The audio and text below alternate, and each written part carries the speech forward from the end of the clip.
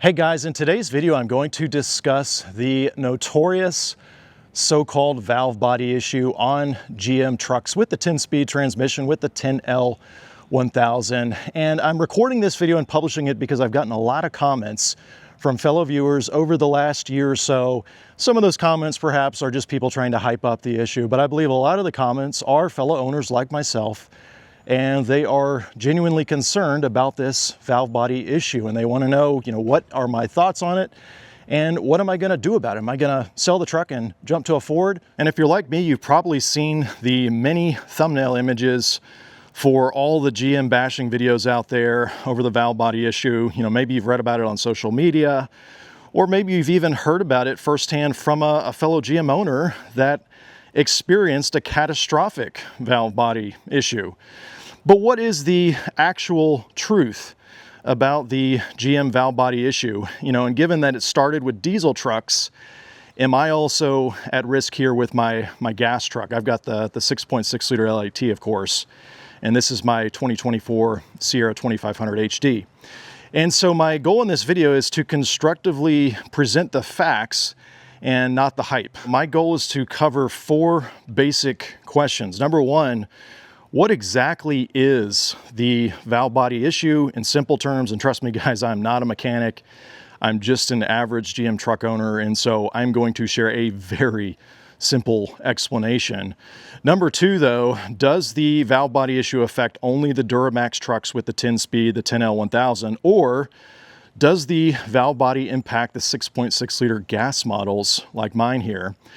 And then number three, how widespread is the valve body issue, right? I mean, I'm talking about numbers based on actual data and not just, algorithms or social media noise. And then last, number four, as an owner myself, what am I actually going to do about it? Okay, so let's start with the basics. And guys, again, I'm not a mechanic, I'm just an average GM truck owner, so this is going to be very simplified. I'm really just gonna focus more on the symptoms of the valve body issues. There are plenty of other articles and videos out there by mechanics and engineers that can explain every bit of the technical details going on with the valve body issues, and so I'm going to leave that to them. But basically, I first heard about the valve body issue last fall, about a year ago, when the official recall was issued. And I remember there was at least one video that was circulating at the time showing a gentleman driving his GM truck with the Duramax while towing, and the lockup happened while he was actually towing on the interstate. So it's kind of a scary scene. Other owners have complained about harsh shifts, delayed shifts, and of course, trouble codes. The main ones that I've read about are the P0747, the P2714, and the P2732. And again, guys, without getting too technical, these symptoms are a result of components wearing down faster than they should be, and of course leading to the failure. And so when that valve body fails, the user experiences the harsh shifts, and even in extreme cases, although it sounds like it's pretty rare, it could lock up the transmission. All right, so that's the basic valve body issue. And again, I told you it's going to be in simple terms, really just more the symptoms. But the second question is, does this valve body issue affect only the Duramax diesel trucks with the 10-speed, or does it also affect the 6.6 liter gas LAT models with the 10-speed? Again, both of them share the same 10L1000 transmission, although they are technically separate designs. They share some things in common. And I think where this gets a little confusing for a lot of people, including myself, is, most of us assumed that it's just the diesels, because the diesels were the ones listed in the original recall. It was the 2020 to 2022 models in that recall. And actually there were some other GM vehicles outside the HD diesel trucks in that recall. But the HD gas trucks were not in that original recall. And the reason is, in 2020 to 2022, GM did offer the LAT gas engine in their HD trucks, the same LAT that I've got right here. However, in those model years, it was paired to a different 6-speed transmission at the time. And so the LAT with the 10-speed transmission that I've got right here, that actually debuted in 2024. And of course, GM made some minor tweaks to that 10-speed transmission. It's my understanding it's probably software, presumably. And that is why trucks like mine that are 2024 with the L8T and 10-speed were not part of that original recall. And you probably know this already, but just to be clear, that recall on the 2020 to 2022 diesel trucks was basically a software update that would make it safer in the event of imminent valve body failure. But the recall didn't necessarily stop the root cause. And here's where it gets even more confusing.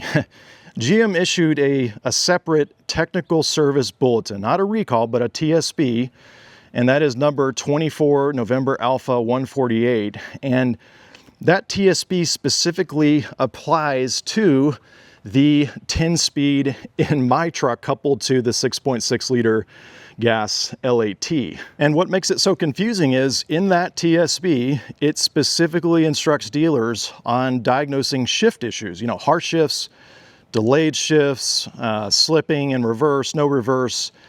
And so all these symptoms, of course, they sound a lot like the same valve body symptoms on the diesel trucks, although technically the TSB here that I'm talking about is relating to a degrading seal issue. So not quite the same as the original valve body issue, yet the symptoms are similar. And I don't know about you guys, but I think that's what makes it confusing, because the symptoms sound similar, yet the root causes are different. And the TSB I mentioned, at least this specific one, it's only for the gas engines with the 10-speed and only for the 2024 model year. And you know, I could probably read you dozens of articles for at least another 30 minutes and try to cover all the different nuances as the different valve body issues have developed. But basically, at the risk of leaving important details out just for the sake of time, you know, let's forward to the present, right? So we're at the end of 2025. And there are still GM HD truck owners with the 10-speed transmission, the 10L1000, both gas and diesel. Even in the 2024 and 2025 model year trucks, there's still users that are reporting hard shifts and in some cases complete failure. So it would at least seem as if owners like myself with 2024 model year trucks and newer, whether gas or diesel, that were not completely exempt to this valve body problem, even though there's not an official recall out that covers them.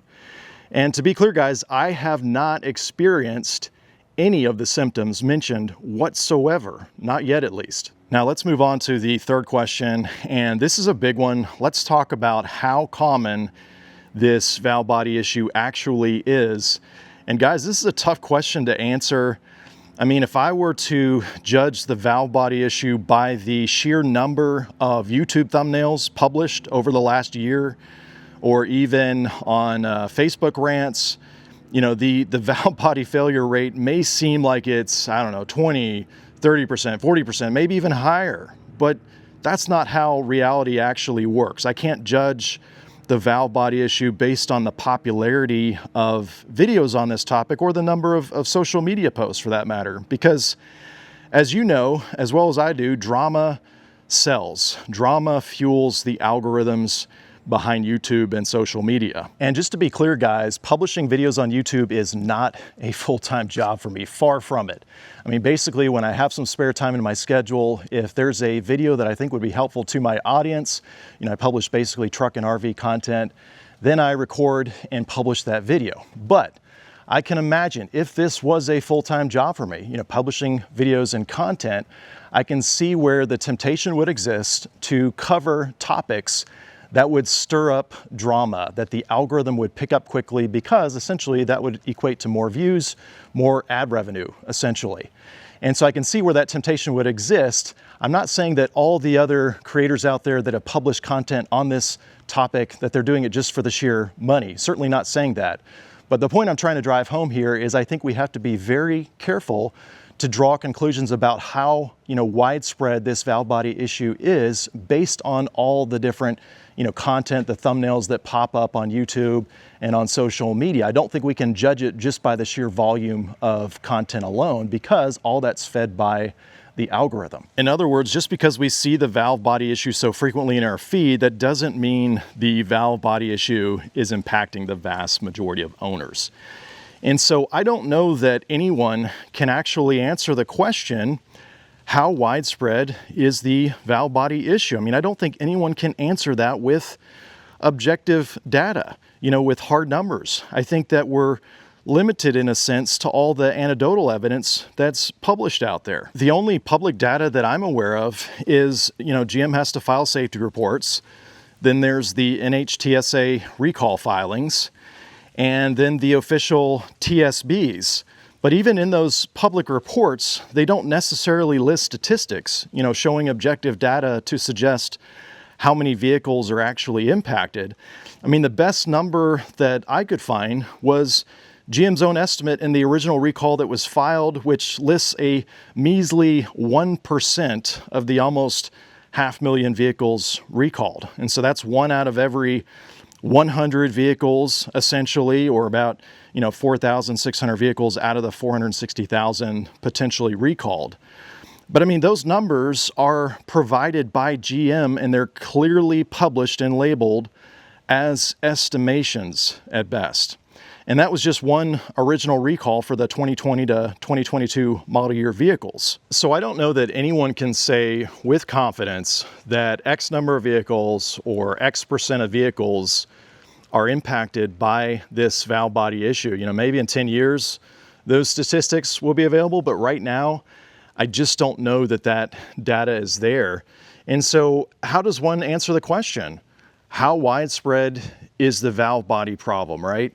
Well, I think in summary, we can say that we can't rely on the sheer volume of content that's being published on the topic, especially the videos and articles that are just outright bashing GM and accusing GM of all sorts of mishandling. I don't want to get into the politics there. And then at the same time, I don't think we can minimize the issue for real owners who have had the documented failures, right? I mean, oftentimes, and guys, you know this as well as I do, but folks only post negative reviews online when they've had a bad experience with the business, right?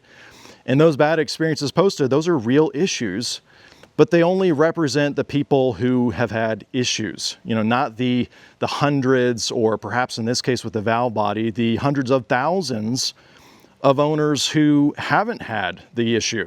So the best way I know how to answer the question is the documented valve body related issues, they definitely exist, but based on GM and NHTSA filings, they aren't widespread across the entire pool of owners like myself. I mean, the issue certainly can be serious if it does occur, but it doesn't appear to be statistically common. All right, last question, and this one's very important, especially if you're a fellow owner like myself and you have the 10-speed transmission, the 10L1000 in your 2500 or 3500 HD truck. What should you do? Is there anything that we can do given the valve body issues? Well, first, check your VIN. You can go to the NHTSA website or GM's owner site, type in your VIN, and you can see if you're included in a recall or a service campaign. You'll see it right there. And then you can get the repair or the software update done if it's applicable to your truck. Right now, for me, on my gas truck right here, the L8T with the 10-speed, there are no recalls covering the transmission at present. So that's the first thing that you can do, check your VIN and see if it's covered with an outstanding recall. But second, I plan to watch for symptoms. I haven't noticed any of these symptoms yet, by the way, but if I did notice delayed engagement with the transmission, harsh upshifts or downshifts, anything harsh, or if I ever get a DTC related to my transmission, a diagnostic trouble code, then certainly I'm going to document it and take it to the dealer while it's still under warranty. Third, and this one applies to me, but there is some discussion about potentially changing out the transmission fluid at a sooner interval so that if something is wearing prematurely, at least you're getting rid of that contaminated fluid before any real damage is done. It's almost like treating the truck as if it's being used for severe duty and then changing the transmission fluid as early as, I've heard, 25,000 miles. And so for me, this one's really applicable because it's probably something that I'm going to pursue over the next year as I hit that 25,000 mile marker. And then fourth thing we can do, if you are a higher mileage driver or you tow a lot, or maybe you've got a supercharger or some kind of special tune on your setup, maybe you should get an aftermarket valve body upgrade in that case. I know at least 2 mainstream aftermarket players right now that offer very popular valve body solutions. You know, at the moment, I don't plan on doing this to my truck. I mean, certainly you have to weigh the aftermarket solutions against the warranty implications. But those aftermarket options, they do exist. And from what I've heard from fellow owners that have done these preventative upgrades via aftermarket, they seem to be very pleased with the outcome. Okay, so those are 4 things that I came up with that we can do as fellow owners in response to potential valve body issues. You know, I really want this video to be helpful to fellow owners. And so guys, if you're watching this and you have a GM HD truck, are there other things that you have done concerning the valve body issue or you plan to do in the future? Definitely comment below, and I think that'll help all the other fellow owners out. But I want to close out the video by saying this. Like I said at the beginning, I made this video because I've gotten a lot of questions and comments from viewers about the valve body issue. And I think many of those comments were from fellow truck owners concerned about the potential reliability of their trucks. And I totally get it, guys. I mean, when we spend our hard-earned money, you know, and trucks are not cheap these days, but when we spend all that money, we want our trucks to be reliable. We want them to serve us well. I certainly do. And so it can be very disheartening, discouraging to find out that after you buy a vehicle that it has a potential, you know, Achilles heel, so to speak. In this case, the transmission valve body, as it seems. However, I am encouraged, first, knowing that the volume of content circulating on this topic does not necessarily indicate how big of a problem it is in reality. Again, guys, we can't judge how widespread the valve body issue is just because the algorithm puts it before us. And secondly, I find it helpful to remind myself that as a GM truck owner myself, and by the way, guys, over the last 2 years, I have really grown to like this truck a lot. In fact, if you've watched some of my other previous videos, you could probably accuse me of being a GM fanboy at this point. In fact, I plan to do a 2-year owner review very soon on the truck. But it helps me to remember, as a GM truck owner myself, regardless of which brand of truck I own, they're all going to have issues at some point. I mean, if you look at all the major brands, the mainstream brands of trucks, they all have some kind of Achilles heel at some point, right? And I mean, guys, we are clearly living east of Eden. And what I mean by that is, yes, these trucks and the components inside of them are put together by lots of robots, but ultimately those robots were made by human hands, and the engineering and everything that went into this truck was done by imperfect humans.